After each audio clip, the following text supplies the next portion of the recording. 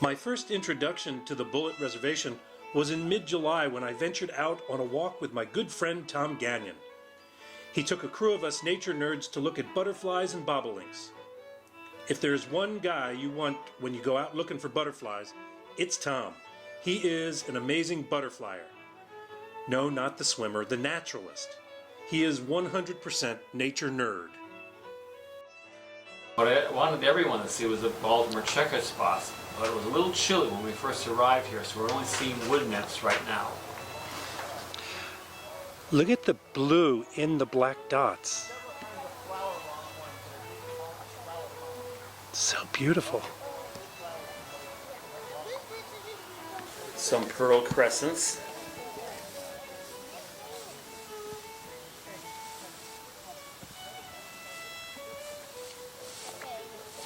We even saw a huge spider with her young. Boy, that thing is scary. There you go. I wonder what percentage of those little It's going to things be a lot more survive. too. Finally, it got just warm enough for the Baltimores to move. Wow, look at that one. We'll see them through the beginning of August. They'll lay their eggs and then die. The eggs will hatch into caterpillars, and once large enough, will spin a pre-hibernation web on a plant, stop feeding, and remain in the web.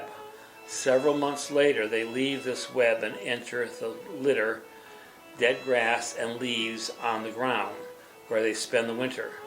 They will go into a chrysalis in the spring and emerge as butterflies in the early summer.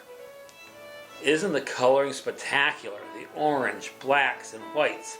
Now you can see why it is a state insect of Maryland. It is the colors of Lord Baltimore, who the city is named after.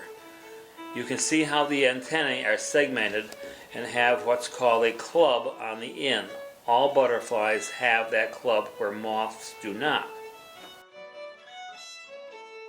Butterflies have four wings, a left and right front or forewing, and a left and right hind wing. The wings have thousands of scales and hairs, hence the name of its order, Lepidoptera. It means scaly wing. Butterflies, moths, and fish have scales. The scales are pigmented with melanins that give them the black and brown colors. But the blues, greens, reds, and iridescents are created not by pigments, but by the microstructures of the scales.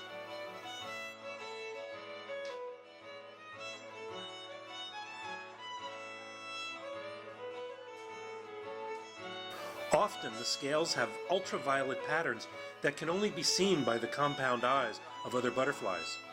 Humans can't see in that range of the spectrum.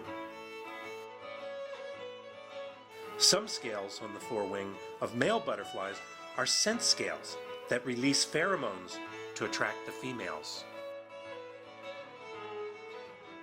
As we go through the summer, you'll see some pretty ragged looking butterflies. That's because when the wings fray or are torn, they don't repair themselves.